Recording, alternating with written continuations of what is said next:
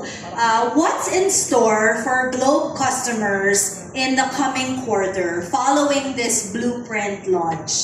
So, I know we talked a little bit about some of our upcoming innovations, but let's see if anyone wants to elaborate further. So I think the reason why we have this event is for you guys to savor the innovations that we have for the quarter. And those are the things, those are the key stuff that actually we have already launched in the market. And based on the same themes, in the next quarter, which is Q4, there will be a lot more. Pero ito na muna tayo. Diba? Kasi can you just imagine, hyper-personalization at scale is really happening across all of the brands, especially Globe Prepaid, TM, GoMo soon, and Postpaid on the reward side. Never have you seen any brand in the market, in the Philippine market today, that touches the customers in a unique way, according to a segment of one principle. And we touch our customers with customized offers even before those customers ask. So that's one. Sinasummarize ko lang yung kanina. Number 2, sino gumagamit ng MiFi dito? MiFi, alam niyo yung MiFi, diba? Yung may SIM. Do we see Mobile any MiFi. hands raised? Di ba MiFi yung brand nun? Oo, no? MiFi. With the loop, yung pinesent ni Abby kanina, yung nirampa niya dyan, who would need MiFi? It's a MiFi and an internet at home device in one. Kaya sabi niya, it moves with you wherever you go. It means, iba yung rating niya or iba yung plan niya or usage niya. When you're in the home, when you go out, you can use it with any other MDS offer available across all of the prepaid brands. So that's flexibility, that's breakthrough, that's 2 use cases hit by one device. May speaker pa, pwedeng mag-karaoke, pwedeng dalhin sa resort. It's all you need. In fact, the screen kaya malaki yun, it's an Android device inside a router. So can you just imagine how amazing that device is? Number 3, yung mga postpaid customers na hindi mo kang subsidy. Expectant of a free device. Diba? Kung naka-SIM only plan ka, kailangan mag-device plan ka pa para meron kang subsidized device. With the flagship forever na pinesent ni Eric, any customer under a postpaid plan can actually renew their devices every year. Hindi kailangan maghintay ng 2 years na lock-up mag-lapse.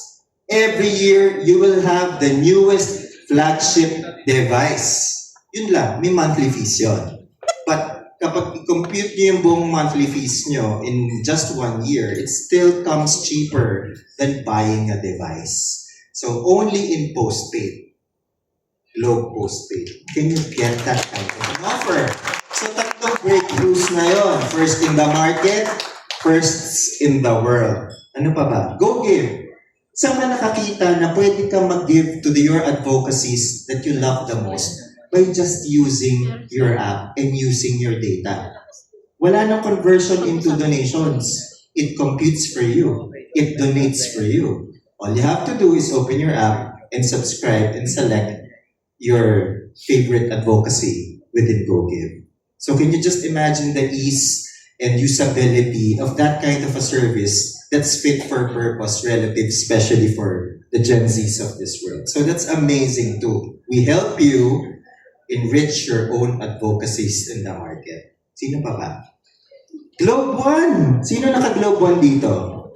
Yan. Yan. Masaya ba kayo sa Globe One? Siyempre sasabihin nyo yes, no? But thank you. Kasi 50% more efficient. And all of the use cases that normally you go to a store for, you can do via Globe One. So that saves you time. We give you back the control that your life needs. So that's amazing too. May not be first in the world, but we're proud to say that Globe One is the #1 telco app in the Philippines today. Business Solutions Consulting. Siyempre, palagi kaming consumer pagkaharap ang media. First time that we are heralding a unique service offering that's only available from the Globe business side of things. Anong ginagawa ng Business Solutions Consulting? May mga mid-market customers on the enterprise side na hindi kaya mag-invest in an IT department. They need help from a trusted business advisor. And this this set of offerings from the B2B side of things or of the business can actually help them set up an IT department. Badly put. Siyempre, hindi ganun kasimple yun. But we give a lot of consulting services so you can progress your businesses and serve your customers better. So that may not be the first, but I think we have a good practice in business solutions consulting in the B2B side of our business. Last but not the least is Bitsy Play. Dahil nandito ang mga partners namin with Bitsy Play. Bakit importante ang Bitsy Play? Pag nanonood ka ng YouTube, di ba gusto mo landscape? Paano kung naka-angkas ka sa jeep? Siguro naman walang maangkas sa jeep. Or nakasakay ka sa LRT or MRT.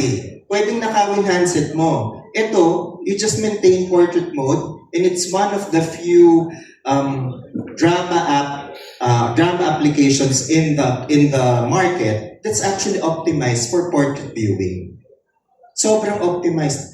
High resolution. Hindi mo kailangan iganyan ng handset mo. Baka makita ng magnanakaw. And what's best pa is 2 minutes lang isang episode. So kung traffic ka lang ng konti, or sabi ko nga dito sa katabi ko si Andy from B2B also, imbis na magalit ka sa tao mo, mag-Bitsy Play ka muna. It affords you 2 minutes, di ba, to simmer down. So kahit isipin mo, it's for mental clarity, it's for mental healthness, it's for overall entertainment needs. Bitsy Play is the app for you. At the same time, piso lang, pero nakaka-addict. Sobrang mambitin eh. Kaya hindi lang piso magagastos nyo. Which is great. Anyway, syempre, nothing is free anymore in the Philippines. And what's 1 peso per episode or 2 minutes worth of an episode? So that's great value for you. Lahat yun, nasabi ko ba lahat? Lahat yun ang offering namin. Hindi next quarter, but this quarter. But in quarter 4, there's so much more. Pero hindi namin pwedeng sabihin. Para yung i-write yung articles tungkol sa pinresent namin today. Diba? Tsaka talagang readily consumable with the customers already.